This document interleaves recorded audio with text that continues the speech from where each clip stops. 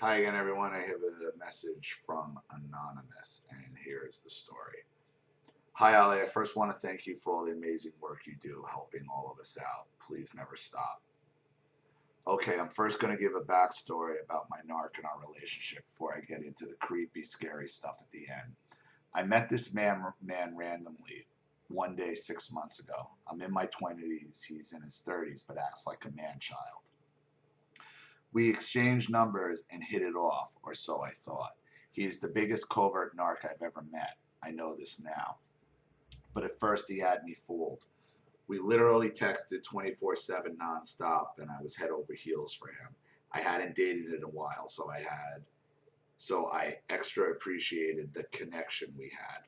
He love bombed me hard. I thought it was flattering at first, but then I realized he was moving way too quickly with I love yous and stuff.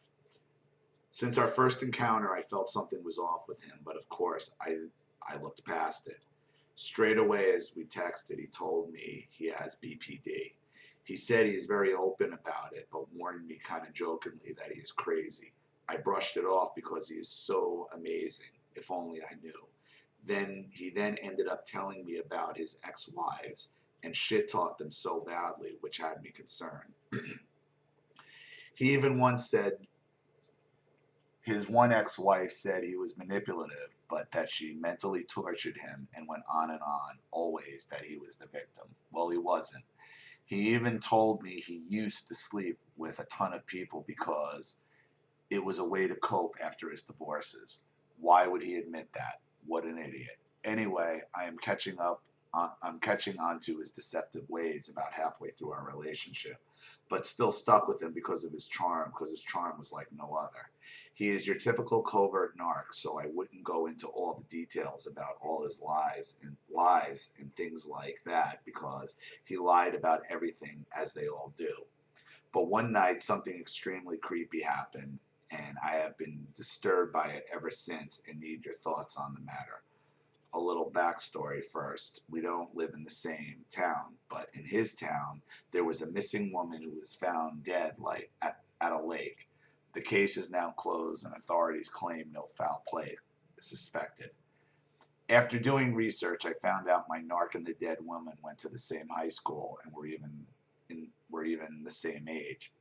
So this is where shit gets scary. I call him one night and he answers and tells me about this missing woman who was from his town, found dead, and that he was at the crime scene as he was on the phone with me.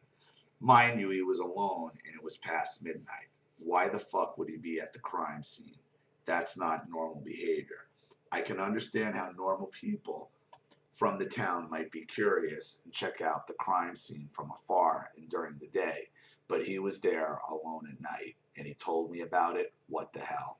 I immediately got weirded out and asked him if it was a good idea to be there since he said the investigation was still going on at that time.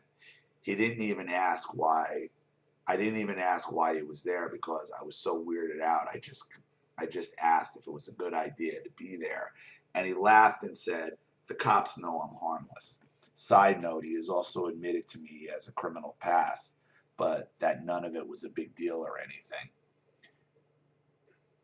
And just the way he said, "The cops know I'm harmless," made my stomach drop, almost as if he did the crime or something and was smirking to himself.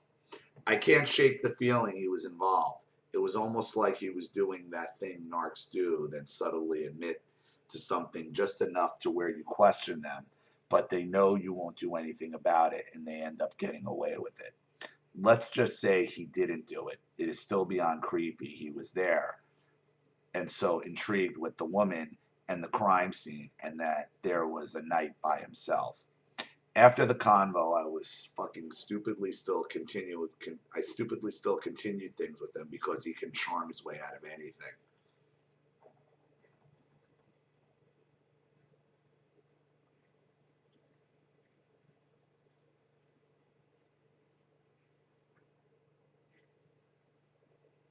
Then one night he went out on a date and he was driving on this back road area in the woods. And I said, where are we?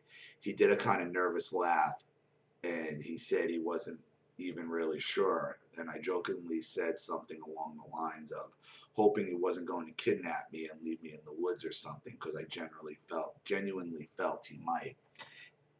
And I wanted to see his reaction to me saying that. He came back with no. Did they find you there? I'd have to put, no, he came back at me with no, they'd find you there. I'd have to put you in the lake so they wouldn't find you. There was a lake nearby, not the same lake as the dead girl though. My stomach dropped and I felt ill, but we laughed it off as him being sarcastic. Ever since then, I can't help to think he actually was fucking involved in the woman's death. Whether he killed her and put her there, or he was secretly with her and abusing her, and that made her kill herself, I don't know. We still dated after that date incident, but he ended up discarding me twice. I took him back. Then he triangulated me with another woman, and then I ended things for good. Without watching all these narc abuse videos on YouTube, I know I'd still be with him. I learned so much. I've been no contact for almost 2 months, but he desperately tries to hoover me through texts. I'm afraid he's going to stalk me, because he pretty much did that while we were dating. But he, of course, made everything look like it was a coincidence. One more thing to mention on his bullshit lies. He always tried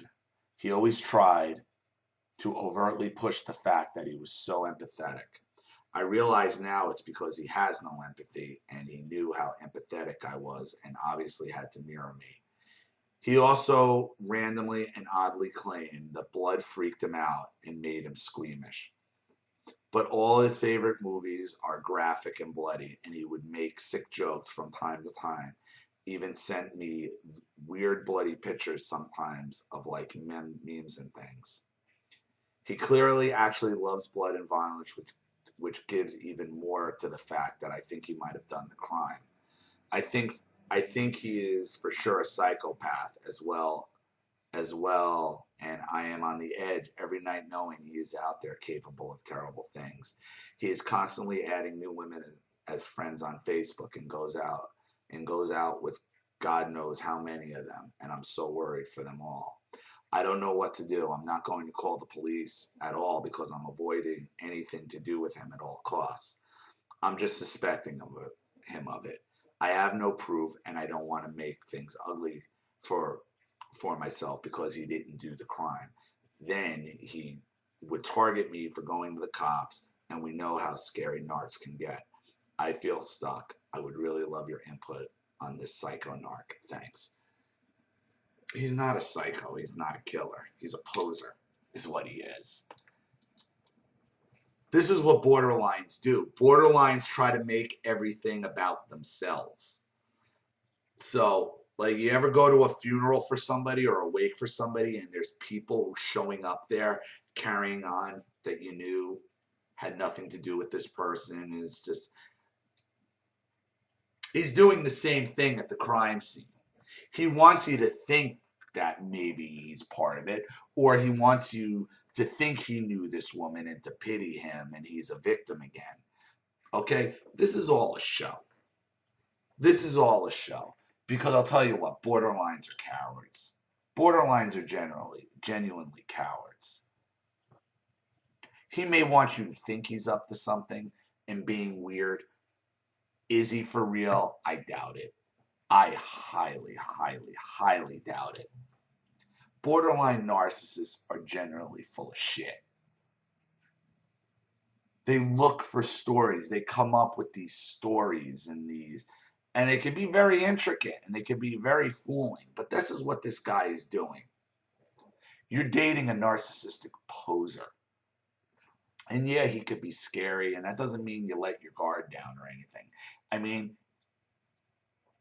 what I would do, and you wouldn't even have to get involved, really. I mean, you could always leave an anonymous tip for the police and say, hey, listen, I know this is closed, but just so you know, like, I dated this guy, and like, he shows up at the crime scene while they investigate, and he just makes weird shit. Now, he might be completely full of shit, one of these types who wants you to believe he did it, and that's what I think it is.